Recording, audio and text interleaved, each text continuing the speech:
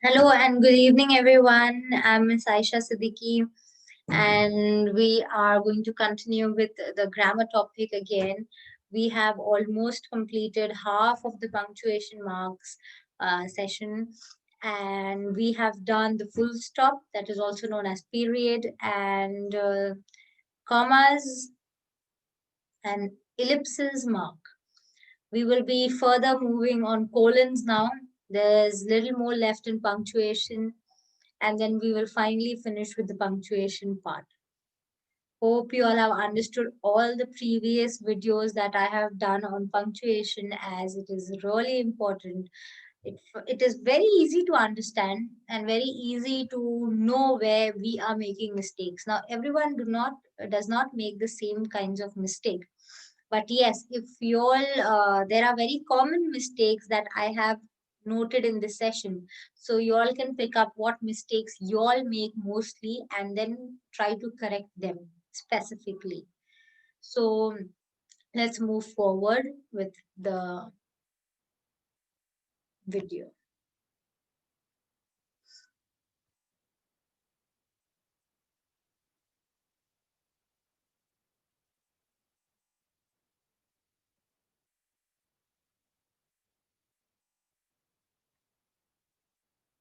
Okay. So in commas, we have done all these parts, the rules of commas, in the previous sessions. Now we will be moving forward to colon. Now colon are the two dots. Now let's see the rules of colon.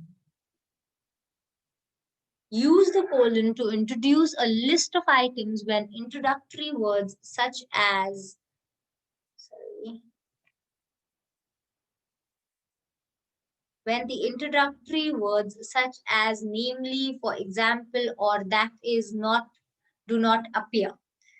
So when we have to actually put down some items, suppose if I am making a list of items that I have to bring for a party, and if I list for a birthday party, if I say items of birthday party dot dot, the two colons means that there's going to be a list of items required for the birthday party. So I'm going to write 1, 2, 3, 4, or you can put bullet points dot dot dot dot for the items below. But the heading, the statement, the first statement, after the end of the statement, there are two dots showing that there's going to a list is going to start below. For example, if I will say list of birthday party items dot dot, and then you can say cake, decoration. In the decoration, you can put that balloons, threads, etc., etc. So like that. For example, I want the items, namely butter, sugar, flour, what else is required in the kitchen. So to make a list of the items, you need to put the dot dot. Okay. A colon, next rule. A colon should not precede a list unless it follows a complete sentence. Now, what do you mean by this? Example, I want an assistant who can, number one, input data, number two, write reports, number three, complete tax forms. So here, after writing the whole complete sentence, later on you can say that I want an assistant. How will you write? So if you're able to see it on slide, the first sentence is just written in a straight line. I want an assistant who can, number one, number two, number three, in a straight line. But to be in a presentable way, colons are actually written to write down a sentence in a presentable way. Now, when you're writing exam papers, I mean answer sheets for exams, more than what you have, the content of what is written is right or wrong, or if it is written in the perfect words or it is written in your own words, doesn't matter. What matters is your presentation. The first thing that the teachers look for is a neat and tidy presentation. Now, presentation does not mean that your handwriting has to be really good like a writer, but it can be like normal. It has to be good, obviously, not bad, but it can be normal, not very good. But presentation means that you have written in a proper way. You've used proper, the column is made properly, and you have written numbers properly, and you've used the colons and number one, number two, number three, for the teacher to understand more properly. Now here, if you see in the first sentence, so I want an assistant who can, number one, number two, number three, it's just written in a straight line. So it is not so catchy to the eye. I will not even understand that you have stated 3 to 4 points. But if you write it with colons, that I want an assistant who can do the following dot dot, so I know that he's written that so many points have to be in that assistant. So I get your point very clearly. What you want to say, what you want to mention in your paper is actually written. So I can give you marks according, oh, he's written 3 points, A, B, C, and then I can give you directly 3 marks without reading mostly the content also. So uh, that is the reason colons are actually used where you have to be presentable. So for example, number A, input data, there has to be a comma. Number B, write reports, comma, and then you have to write the and complex tax forms, complete tax forms. So these are the 3 points required in the assistant. So we have noted down in order. That is the way we have to be presentable in our writings, and colons make your work more presentable. Now use a colon when the second clause explains the first clause and no conjunction is being used to connect the clauses. Now clauses, I'm going to take this topic later on. Yes, so many times the word clauses is being introduced here, and we have not yet covered the topic of clauses. Actually, the topic of clauses has not come right now till now in your book, so that is the reason I do not cover it. But yes, this is something extra that we'll be doing in grammar for more understanding. So in the next or the later sessions after punctuations, I will do few more topics, and then we will do clauses as well. Even the topic of adjectives was left, so we will be covering even that. So in the first clause and the second clause means when the first sentence and the second sentence do not have a connecting word as and or but. So if only one sentence follows the colon, do not capitalize the first word of a new sentence. If two or more sentences follow the colon, capitalize the first word of each sentence. What do you mean by this? Example, I enjoy reading, a colon. Novels by Kurt are my favorite. Now, here, what does he enjoy? He enjoys reading. But what he enjoys reading? So, there's a colon to describe what he enjoys. A novel by this one. Now, next thing, garlic is used in Indian cooking. Colon, it greatly enhances the flavor of pasta dishes. Now here the first colon is actually used to describe why garlic is used in Indian cooking, to enhance the flavor of pasta dishes. Again a colon, it also enhances the flavor of eggplant. So that means there are 3 sentences in all. The first one is why garlic is used. Garlic is used, the topic. The main topic is garlic is used in Indian cooking. After the colon, the first thing is describing it, that because it is used because as a flavor in the pasta dishes. The third sentence is describing it more, and that is the reason you've put the other colon. So there are actually 3 sentences without any and or but used. So instead of and but, you can replace these words with colons. So the sentence can normally be written as, garlic is used in Indian cooking because it greatly enhances the flavor of pasta dishes, and it also enhances the flavor of eggplant. Right? So the sentence could be used with conjunctions such as but and because, but because we have cut out all these conjunctions, so we put colons in the middle of the sentences. I hope you all understood. Now, the fourth rule, use the colon to introduce a direct quotation that is more than 3 lines in length. Now, if some quotation that is more than 3 lines, you have to put a colon for that. Whenever a direct quotation, a direct speech is used, so if you want to say a very big dialogue that someone has said and you have to write that, you have to use colon for that. Now, mostly we use the inverted commas. Here we are using the colons. If the direct speech is more than 3 lines, keep that in mind.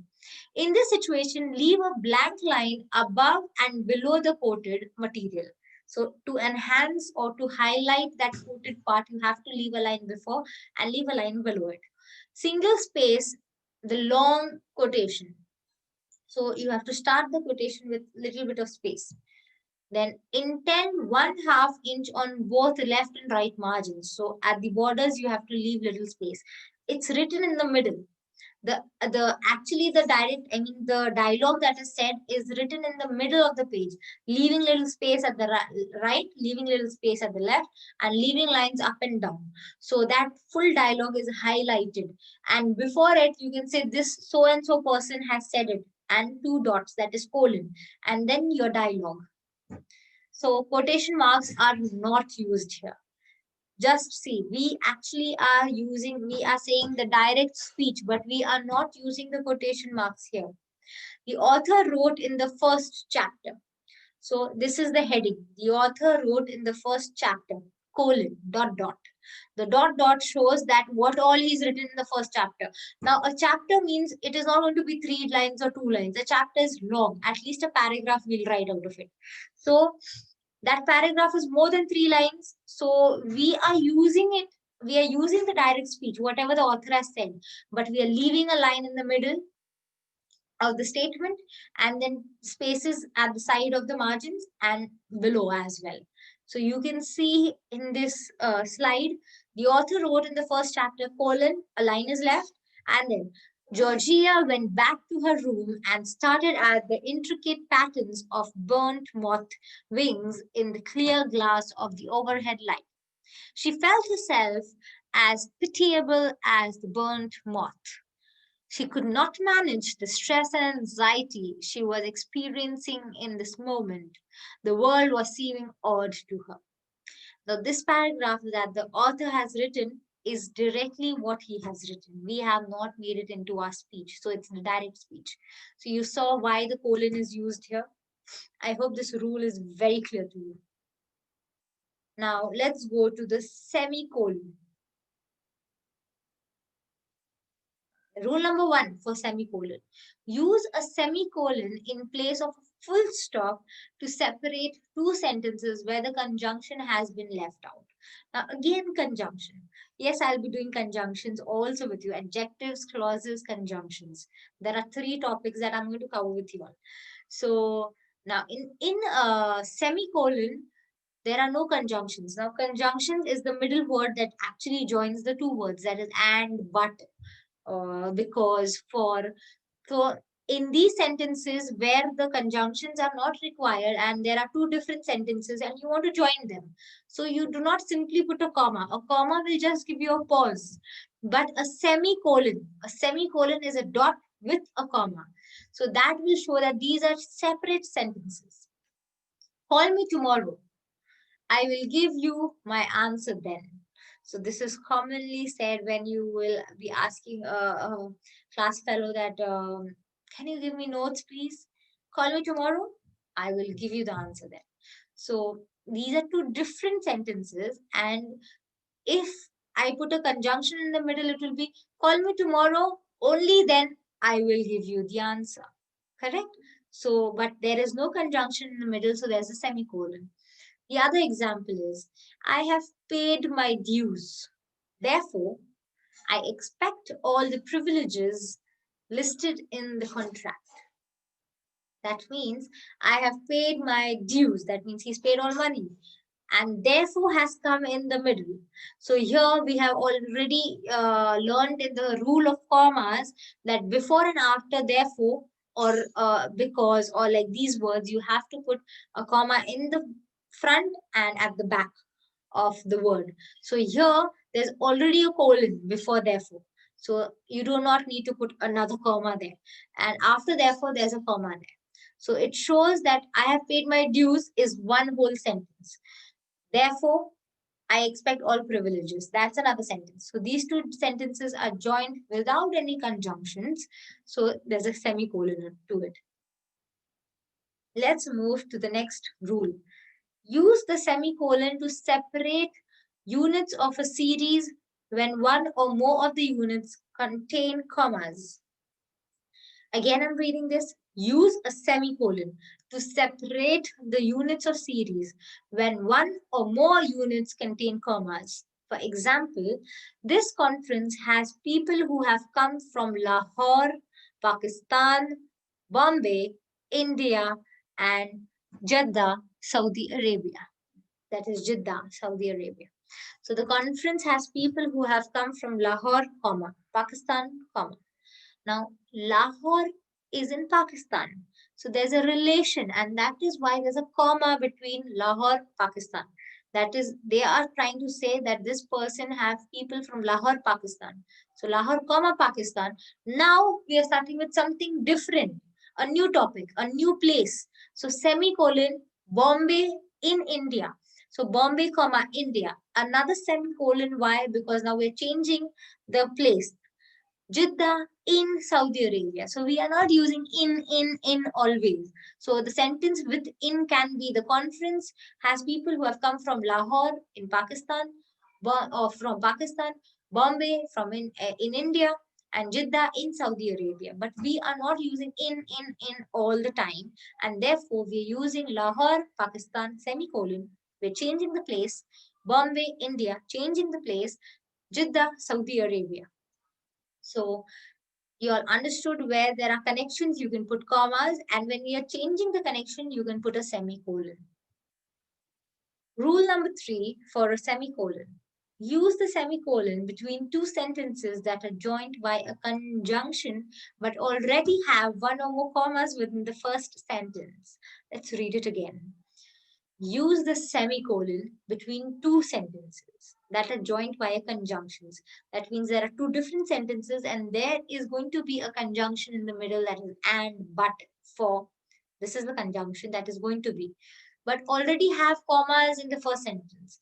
Now, if there are already commas in the first sentence, how will you use the semicolon as well? For example, when I finish here, comma, I will be glad to help you. When I finish here, means when I finish my work, I will be glad to help you. There's already a comma there, but the sentence is over. Now a new sentence starts. So before the conjunction, before the and, do not put a comma, you put a semicolon, a dot and a comma. And then you say, that is a promise I will keep. That means after I finish my work, I will help you. It's a promise that I will keep. So these are two different sentences. There are already commas used in the first sentence, but before the conjunction, you have to add a semicolon before the and. Let's see the second example. If she can, she will attempt that feat. Fet. Okay. If she can, she will attempt that fet. And if her husband is able, he will be there to see her. If she can, comma is already used in the first sentence, she will attempt that fact. That means the sentence is over. A conjunction is used here. So to show that another sentence is going to be added. Before the conjunction, you have to put a semicolon. He will be there to see her. Okay. Now here we go. There's a question mark. So for the question mark, there are two rules, but we will be doing that in the next session. So again here, we will take a break and then in the next session, we will be seeing the punctuation of question marks and later on. Now from here, I hope it will go a little faster. Question marks you already know very well. And there are a few more left from the punctuation part that we have to cover. And by the time you all keep on revising things that we have done previously, all the punctuation marks that we've done previously, and also the grammar part that we have been doing before. Grammar is really important, and the way you pronounce your words is also important. Now, it's going to be something really different that I'm saying. More important than grammar is the pronunciation. So, if you come across a word that you do not, or you have a doubt that you're pronouncing it differently, so, or if you are pronouncing the word, you at times on your own feel or understand that maybe the pronunciation of this word is something else and I am pronouncing it in a different way. So you can Google it. You all have all facilities now sitting at home right in your hand. So use it in a constructive way and open your Google, go there and you can type the word and also type pronunciation with it. So if and there's a speaker icon, click on it, you the pronunciation of the word is shown to you. Please keep your pronunciations very clear. Even more than grammar, your pronunciation is important, because if you pronounce a word differently and the person in front of you does not understand you, you will lose your self confidence, and automatically you'll understand the person in front of me has understood that I have not pronounced this word properly.